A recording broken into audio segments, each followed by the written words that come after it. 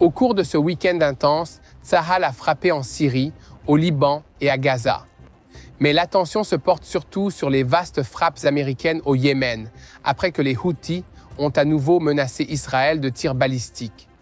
Les rapports sur les dommages et les victimes de ces frappes continuent d'affluer tout au long de la journée et du dimanche, avec un bilan d'au moins 13 morts dans la vague initiale. Un haut responsable américain a déclaré que ces frappes étaient un avertissement à l'Iran et le président Donald Trump a dit « Votre temps est écoulé ». Trump fait savoir à tout le monde qu'il n'a pas peur d'une guerre régionale, mais on craint également qu'à court terme, les Houthis ne ripostent en tirant des missiles balistiques sur Israël. Toutefois, les lanceurs de missiles et les dépôts de munitions figuraient parmi les cibles des frappes américaines, de même que les systèmes radars, les drones et les systèmes anti-navires. Les Houthis n'ont pas été les seules cibles de l'action militaire des États-Unis au Moyen-Orient ce week-end. Les forces spéciales américaines et d'autres équipes ont également éliminé le commandant en second d'ISIS, le groupe terroriste qui n'a jamais complètement disparu et qui a fait des résurgences en Irak au cours des derniers mois. Dans la bande de Gaza, Tsahal a éliminé une cellule terroriste du Hamas à Beth Laria qui utilisait un drone contre nos forces. Parmi les personnes éliminées lors de ces frappes, on trouve un terroriste qui a participé au massacre du 7 octobre et d'autres qui opéraient sous couverture en tant que personnel des médias et photographes. Le premier ministre Benjamin Netanyahou a convoqué une réunion d'urgence du cabinet samedi soir pour discuter de l'évolution des négociations sur la libération des otages, les efforts de l'émissaire américain Steve Witkoff n'ayant pas permis d'obtenir la libération d'autres otages. Le Hamas a proposé de libérer l'américano-israélien Idan Alexander et les dépouilles de 4 autres otages décédés en captivité, mais cela ne suffit pas. L'équipe de négociation israélienne a reçu l'ordre de poursuivre les pourparlers en vue de la libération de 11 otages vivants, tandis que M. Witkoff a déclaré que le Hamas présentait des exigences irréalisables. Entre-temps, le portail d'information saoudien Al Arabiya a rapporté que l'administration Trump avait lancé un ultimatum au gouvernement libanais et à l'armée nationale. Soit le Hezbollah quitte le sud-Liban, soit Israël recevra le feu vert pour intervenir et le faire à leur place. Dans le même temps, les États-Unis encouragent les pourparlers diplomatiques directs entre Israël et le Liban. Mati Shoshani, notre analyste principal de TBN pour le Moyen-Orient, va nous expliquer en détail ce qui se passe dans notre voisinage, y compris les résultats de la conférence SIMS entre la Russie et l'Iran. L'Iran ressent la pression maximale de Washington et de Jérusalem, et dans le même temps, son partenariat avec la Russie et la Chine se renforce, érodant l'efficacité des sanctions américaines. Le président Trump menace l'Iran de frappes militaires pour stopper sa volonté de se doter de l'arme nucléaire, tout en faisant miroiter un accord mutuellement bénéfique. Nous allons ensemble y regarder de plus près. Enfin, Israël a fait à la Syrie une offre qu'elle ne peut refuser, jouant une carte qui a surpris tout le monde. La semaine a été riche en événements et nous avons beaucoup à dire aujourd'hui. Au passage, nous souhaitons souhaiter un joyeux Pourim à tous les habitants d'Israël et de Jérusalem. Je m'appelle Yair Pinto et je vous présente le reportage de Boots on the Ground sur ce qui se passe en Israël au jour 527 de la guerre contre le Hamas, le Hezbollah, les Houthis au Yémen, les milices chiites en Irak et tous les autres groupes armés de la région qui agissent sous la direction du corps des gardiens de la révolution islamique d'Iran, qui est à la tête de l'axe du mal au Proche-Orient. Avant de commencer, je voulais vous remercier pour tout le soutien et les prières que vous m'avez apportés, ainsi qu'à notre équipe et à tout le peuple d'Israël. Si vous voulez nous aider à toucher davantage de personnes, cliquez sur ce bouton d'abonnement et cette petite cloche et partagez la vérité sur ce qui se passe en Israël afin que les gens sachent comment prier pour la situation. Passons maintenant à l'actualité. Samedi soir, les États-Unis ont effectué une frappe militaire contre des dizaines de cibles au Yémen, contrôlées par les Houthis. Selon les médias arabes, les frappes ont détruit le siège du bureau politique des Houthis à Sanaa, ainsi que des dépôts d'armes et des rampes de lancement de missiles. Le ministère de la Santé des Houthis a fait état de 13 morts et de 9 blessés dans cette frappe. Selon les rapports américains, les frappes visaient des systèmes radars, des systèmes de défense aérienne, des missiles et des drones. Environ 4 heures plus tard, le Yémen a fait état de nouvelles frappes américaines dans la province de Sada, dans le nord du Yémen, près de la frontière avec l'Arabie saoudite, dans la province de Dahmar, au sud de Sanaa, et dans la province d'El Bayada, dans le centre du pays. Les tensions avec les Houthis se sont intensifiées à la suite de leur menace de reprendre les attaques contre Israël et les navires israéliens si l'aide humanitaire n'est pas autorisée à entrer dans la bande de Gaza, tandis que les déclarations américaines ont indiqué que les frappes étaient destinées à la fois à avertir l'Iran et à menacer de rouvrir les voies de navigation dans toute la mer Rouge. Le président Trump a déclaré qu'il avait ordonné les attaques contre les Houthis parce que, je cite, « fondés par l'Iran, ces brutes de Houthis ont tiré des missiles sur des avions américains et tenté de nuire à nos soldats et à nos alliés. Ces attaques incessantes ont coûté des milliards de dollars aux États-Unis et à l'économie mondiale et mettent en danger la vie de personnes innocentes. Nous ne contiendrons pas les attaques des Houthis contre les navires américains. Nous utiliserons une force écrasante et létale jusqu'à ce que nous atteignions notre objectif. » S'adressant directement aux Houthis, Trump a déclaré « Votre temps est écoulé et les attaques doivent cesser aujourd'hui. Sinon, l'enfer s'abattra sur vous. » Pendant ce temps, l'armée de l'air israélienne se prépare à une éventuelle riposte des Houthis, en relevant les niveaux d'alerte des systèmes de défense aérienne. Les évaluations indiquent que les frappes américaines devraient se poursuivre pendant plusieurs jours, avec une possible escalade en termes de portée et d'intensité en fonction de la réponse de la milice. Dans ce contexte, les médias arabes et les services de renseignement du monde arabe ont fait état d'informations selon lesquelles les Houthis tenteraient d'introduire en contrebande au Yémen des composants de piles à hydrogène en provenance directe d'Iran. Les combattants Houthis bénéficieraient ainsi d'une avancée technologique considérable, car les drones des Houthis deviendraient plus difficiles à détecter, ce qui leur permettrait de parcourir de plus longues distances et de causer des dégâts plus importants lors de leur mission suicide. Des sources militaires américaines ont promis une réponse ferme si les Houthis tentaient d'utiliser de tels drones.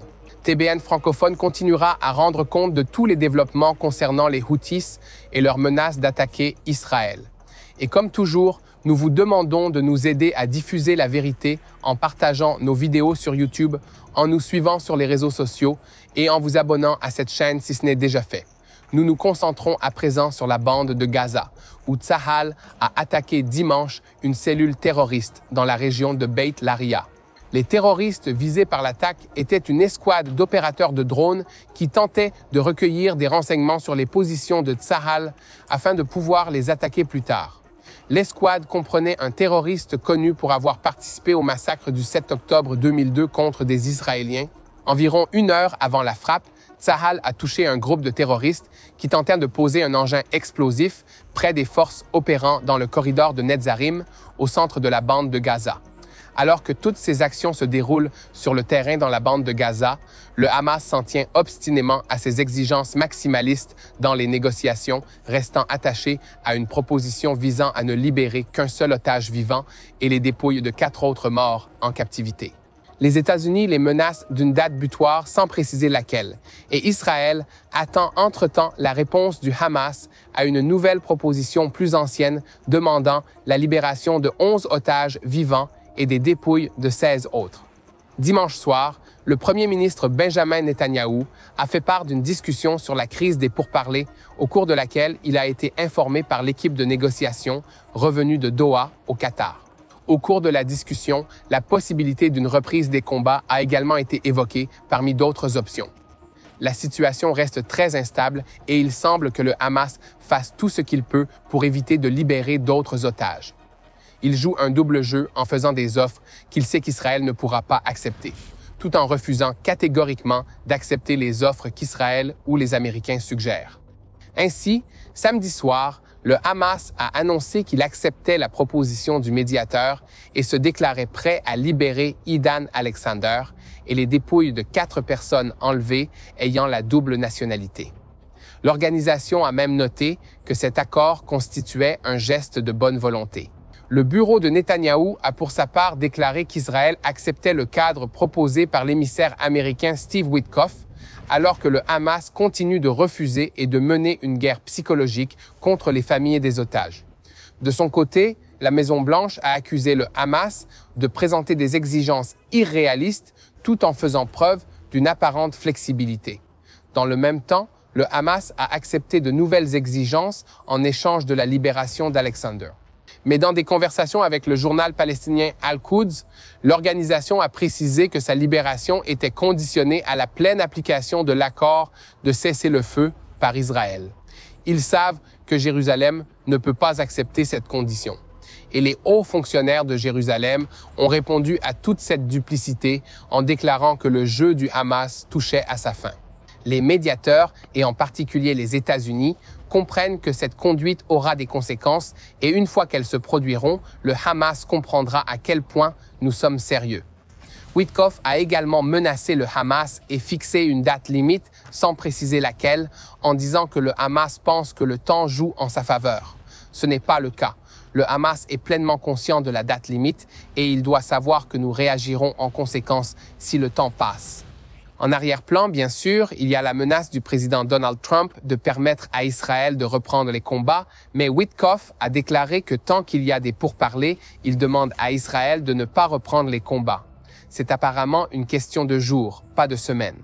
Par conséquent, lors des discussions de dimanche, le bureau du Premier ministre, les services de la sécurité devaient lui proposer plusieurs options pour des opérations militaires plus agressives dans la bande de Gaza, mais pas celles qui impliquent une guerre pure et simple. En d'autres termes, Israël donne encore une chance aux médiateurs de parvenir à un accord qui permettrait la libération des otages, mais dans la situation actuelle, il est à craindre qu'étant donné l'entêtement du Hamas, il n'y ait pas d'autre choix que de reprendre les combats. Nous ne répéterons jamais assez qu'Israël fait tout son possible pour respecter les règles de la guerre à Gaza et qu'il mène même des actions qu'aucune autre armée occidentale n'envisagerait afin de minimiser le nombre de civils non impliqués. Et tout cela dans un environnement de combat d'une complexité imprévisible. Les amis, ici, à TBN francophone, nous continuerons à rendre compte de tous ces développements et comme toujours, nous vous demandons de nous aider en partageant nos vidéos sur YouTube, en nous suivant sur les réseaux sociaux et surtout, assurez-vous de cliquer sur ce bouton d'abonnement si vous ne l'avez pas déjà fait. Revenons à l'actualité et concentrons-nous sur l'arène du Nord. Les médias libanais ont fait état samedi soir d'une attaque attribuée aux forces israéliennes contre un véhicule du Hezbollah dans la ville de Yater, dans le sud du Liban. Selon ces informations, un drone israélien a frappé le véhicule, faisant 2 victimes, dont un terroriste du Hezbollah qui a été éliminé.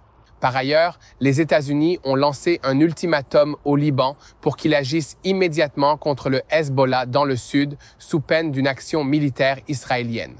Dans le même temps, les États-Unis encouragent les pourparlers diplomatiques directs entre les deux pays, Israël et le Liban.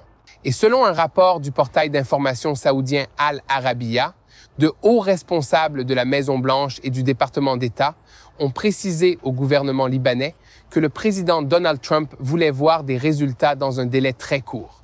Il n'y a pas de temps à perdre et des progrès doivent être réalisés dans les relations entre le Liban et Israël qui peuvent être annoncés dans quelques semaines. Il est à noter que Trump menace clairement d'autoriser des opérations militaires israéliennes de grande envergure au Liban si les résultats requis ne sont pas atteints et le rapport d'Al Arabiya l'indique très clairement. Toutefois, le gouvernement libanais nouvellement formé est confronté à des défis importants compte tenu du calendrier serré fixé par les États-Unis. Les nouveaux dirigeants ont besoin de temps pour réorganiser leur système de sécurité et militaire et pour établir leur autorité sur l'ensemble du territoire libanais. Récemment, Morgan Ortagus, l'envoyé spécial adjoint au Moyen-Orient, a annoncé que les États-Unis allaient convoquer le Liban et Israël pour des pourparlers diplomatiques spécifiques afin de résoudre les questions en suspens. Selon Al Arabiya, les États-Unis ont l'intention d'organiser des groupes de travail dirigés par des diplomates. Il s'agit d'une initiative inédite dans les relations entre les deux pays depuis l'année de leur création. Le rapport ajoute que les exigences américaines sont au nombre de 3. La première est d'empêcher la contrebande d'armes ou de fonds vers le Hezbollah à travers les ports et les frontières, un déploiement stable de l'armée libanaise dans le sud et le début du démantèlement des capacités militaires du Hezbollah sur le territoire libanais au-delà du fleuve Litani. Parallèlement à ces demandes, les États-Unis ont approuvé l'octroi d'une aide financière au Liban.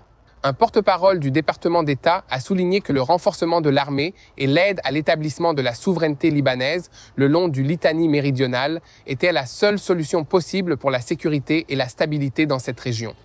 Ici, à TBN Francophone, nous continuerons à rendre compte de chaque développement dans ce secteur et il est maintenant temps de passer la parole à notre analyste principal du Moyen-Orient, Mati Shoshani, qui nous fera découvrir ce qui se passe dans notre voisinage et cette fois-ci, à l'ordre du jour, une réunion entre la Russie, la Chine et l'Iran.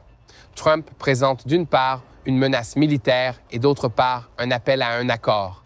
Essayons de comprendre tout cela. Si vous avez l'impression que quelque chose ne tourne pas rond dans les nouvelles en provenance du Moyen-Orient, que les gros titres sont répétitifs ces 2 dernières semaines, eh bien, vous avez tout à fait raison. Nous nous trouvons actuellement dans une situation très étrange, où les choses ont été en quelque sorte dans cette situation collante, où les États-Unis, l'agenda russe, les Saoudiens, les Iraniens, Israël, le Hamas, rien n'a vraiment bougé depuis plusieurs semaines dans cette région. Depuis plusieurs semaines, l'administration Trump exerce une pression sur les Iraniens avec l'un des 2 agendas suivants. L'un d'entre eux est que nous allons procéder à une frappe militaire complète. C'est quelque chose dont ils ont discuté publiquement, qui engage également les forces israéliennes, en particulier l'armée de l'air ou les forces de défense, dans la lutte contre la poussée iranienne en faveur d'une bombe nucléaire. Mais il y a un autre aspect des choses qui est également unique. Le gouvernement américain a travaillé main dans la main avec les Russes pour faire pression sur les Iraniens. L'administration Trump a en fait déclaré « Nous préférons un accord à une option militaire, mais l'option militaire est également sur la table ». Il s'agit donc d'une tactique de négociation très intéressante. Les Américains font pression en faveur d'un accord. Ils impliquent également les Russes dans cette démarche et, dans une perspective plus large, ils disent que oui, il y a une autre option sur la table. Il y a beaucoup de choses qui bougent au Moyen-Orient en ce moment. Si l'on tient compte du fait que le Hamas a besoin d'une nouvelle série d'accords ou d'une nouvelle saison de cessez-le-feu entre Israël et lui, le Hezbollah, lui, a besoin d'une nouvelle saison de cessez-le-feu. Vous parlez du Hezbollah, dont l'histoire n'est pas totalement terminée. Le fait est que les Iraniens, par l'intermédiaire de leur mandataire Houthis, sont toujours engagés dans une guerre par procuration au Moyen-Orient. Nous sommes toujours dans une situation où de nombreuses plaques tournent et l'administration américaine qui tente de remodeler la politique et la géopolitique dans cette région doit mettre un terme à certaines de ces questions avant de pouvoir s'occuper de la suivante. Il convient de noter que les États-Unis n'hésitent pas à recourir à la force. L'autre soir, nous avons utilisé la puissance contre les rebelles Houthis au Moyen-Orient, en provenance du Yémen, bien sûr, et une déclaration officielle a été faite par le gouvernement américain disant « Hé, les gars, si vous pensez que vous pouvez continuer à déstabiliser, nous allons vous montrer que nous ne sommes pas d'accord avec cela. » Mais voici un autre élément très intéressant. La Chine. Les États-Unis ne se contentent pas de gérer la question iranienne et d'essayer de reconstruire et de réorganiser l'équilibre des pouvoirs au Moyen-Orient. Ils tentent également de remodeler le prochain grand conflit, à savoir les relations entre les États-Unis, la Chine et la mer de Chine méridionale, et plus particulièrement un sujet appelé Taïwan. Et c'est là que les choses deviennent incroyablement intéressantes. Les États-Unis, de concert avec la Russie, tentent de remodeler leurs relations avec les Chinois. Et dans le même temps, les Chinois, les Russes, les Iraniens ont leur propre réunion à Pékin la semaine dernière pour discuter de la manière dont ils résistent à la pression américaine ou à l'axe de pression américain sur eux. Tout cela se passe donc en même temps. Les Russes jouent un jeu très intéressant. Ils négocient entre les intérêts américains et entre, bien sûr, les intérêts russes et chinois, tout en essayant de gagner du pouvoir, de prendre le contrôle de cette partie du monde. Et c'est vraiment l'histoire du Moyen-Orient. Il n'y a pas de situation où la conversation est noire ou blanche, il y a toujours de multiples facettes qui se déroulent en même temps. Israël se trouve actuellement dans une situation unique. Nous attendons qu'un accord soit conclu. La raison pour laquelle nous attendons un accord est que nous n'avons pas d'autre cycle de cessez-le-feu et d'échange d'otages avec les terroristes du Hamas. Ce que nous avons actuellement, c'est une sorte de phase 1 point quelque chose, 1.2, 1.3, où nous discutons d'une libération d'otages, mais cela ne nous mène jamais vraiment là où nous sommes censés être, c'est-à-dire mettre fin au conflit avec le Hamas et échanger tous les otages. C'est un sujet qui ne quitte jamais la table des discussions en Israël, en particulier lorsqu'il s'agit de la pression publique exercée sur le gouvernement pour qu'il libère les otages. C'est un grand sujet, les otages, le Hamas, Israël. Il y en a un autre. Comment stabiliser la Syrie et ce qui s'y passe? Comment stabiliser le Liban et l'agenda du Hezbollah au Liban, qui est repoussé par l'aide internationale qui tentent de mettre en place un autre gouvernement qui soit une alternative au Hezbollah. Encore une fois, il y a beaucoup d'éléments en mouvement dans cette région et aucun d'entre eux n'est suffisant pour mettre fin à cette situation d'un seul coup. Ce que l'administration américaine essaie de faire, c'est de mettre fin à un sujet à la fois, de le retirer de la table, de retirer le sujet de discussion de la table, de mettre fin à la discussion sur le Hamas. Ils exercent une forte pression par l'intermédiaire de leur émissaire, Orstein, pour y parvenir. Mettez fin à la discussion sur le Hezbollah et stabilisez le Liban de manière à ce que nous puissions passer à un endroit où l'Iran n'est pas impliqué. Il en va de même pour la Syrie, qu'il faut stabiliser pour que le gouvernement Al-Joulani, qui, faute de mieux, massacre la minorité alaouite dans le pays, puisse stabiliser le gouvernement, mettre fin aux actes de violence et passer à autre chose. L'objectif final est bien sûr de stabiliser la mer Rouge et la mer d'Arabie. Cela signifie stabiliser les relations avec l'Iran, les Saoudiens et tout ce qui concerne le commerce dans cette région. Pour y parvenir, il faut soit un accord, soit une pression militaire maximale sur les Iraniens, soit les deux en même temps, et la Russie est la pièce maîtresse de cette relation. Dans l'ensemble, ma prière, mes efforts et mon espoir pour notre gouvernement, le gouvernement américain et les autres pays de la région, sont que nous puissions éliminer l'agression iranienne, les repousser et arrêter leurs machines financières qui propagent le terrorisme dans toute la région. Deuxièmement, renforcer les liens entre les États-Unis, les Saoudiens et Israël. Troisièmement, mettre fin à la relation ou à la phase de conflit avec le Hamas et échanger les otages. Enfin, pour le gouvernement américain, il est nécessaire de prier et de réfléchir à la manière de changer la situation pour que les Russes soient désormais une force du bien dans cette région plutôt que de faire partie des forces déstabilisatrices. Il y a beaucoup de travail à faire. Il y a beaucoup de pièces délicates et mobiles et il faut une quantité incroyable de sagesse et de planification à long terme pour être en mesure de passer à la phase suivante qui apportera la stabilité et de bonnes nouvelles aux habitants de cette région. Et Dieu seul sait que c'est ce que tout le monde ici mérite. Le peuple d'Israël le mérite. Les habitants de Gaza le méritent. Les habitants du Liban, de la Syrie, de l'Iran et de tous les autres pays méritent que les forces de l'islam radical soient repoussées et que les forces de la stabilité, du commerce, de la coopération et de la paix prennent le dessus dans le discours public. C'est tout pour l'instant. Revenons à Yair Pinto. Merci Mati Shoshani pour avoir mis de l'ordre dans ce désordre pour nous tous, ici. Avant de passer aux nouvelles en provenance de notre frontière avec la Syrie, je vous demande une fois de plus de nous aider à diffuser la vérité en partageant nos vidéos sur YouTube, en nous suivant sur les réseaux sociaux et surtout, n'oubliez pas d'appuyer sur le bouton d'abonnement afin de rester au courant de la vérité en temps réel et de ne jamais manquer un autre épisode de Boots on the Ground. Samedi, peu avant 14 heures, l'armée de l'air israélienne a attaqué un quartier général terroriste de l'organisation palestinienne du djihad islamique dans la région de Damas, à partir duquel les opérations terroristes de l'organisation étaient planifiées et gérées. Cette attaque n'est qu'un des nombreux éléments en mouvement en Syrie, où la lutte pour le contrôle s'intensifie. D'après les médias arabes, Israël fait pression sur les États-Unis pour que la Syrie soit affaiblie et fragmentée, tandis que Washington préfère la stabilité régionale et soutient les accords entre Damas, les Kurdes et les Juifs. Au-delà des conflits dans la région côtière syrienne, il existe des forces régionales et internationales aux intérêts contradictoires, comme le révèlent des rapports détaillés publiés par le site web libanais El Moudoun. Ces rapports mettent en lumière la lutte géopolitique complexe qui se déroule en Syrie entre Israël, les États-Unis, l'Iran, la Turquie et d'autres acteurs qui s'affrontent pour façonner l'avenir du pays. Il semble que l'Iran ait également joué un rôle actif et décisif dans le conflit après avoir découvert que Washington encourageait les négociations visant à parvenir à des accords entre Damas et les Kurdes en lançant des confrontations pour perturber toute possibilité de réconciliation en Syrie. Selon le site libanais, de hauts responsables à Damas estiment que la clé de la résolution de la crise syrienne réside dans l'évolution des relations entre Washington et Téhéran, qu'elles conduisent à une escalade ou à de nouvelles ententes. Cette réalité complexe laisse Israël dans une position d'attente stratégique sans perception formulée de l'avenir de la Syrie. Ici, à TBN francophone, nous continuerons à rendre compte de tous les développements et nous vous demandons donc de continuer à prier pour Israël. C'est ce qui compte le plus. Il s'agit d'une guerre spirituelle et nous avons besoin de vos prières. Priez donc pour nos otages dans la bande de Gaza afin qu'ils retrouvent leurs proches ici en Israël.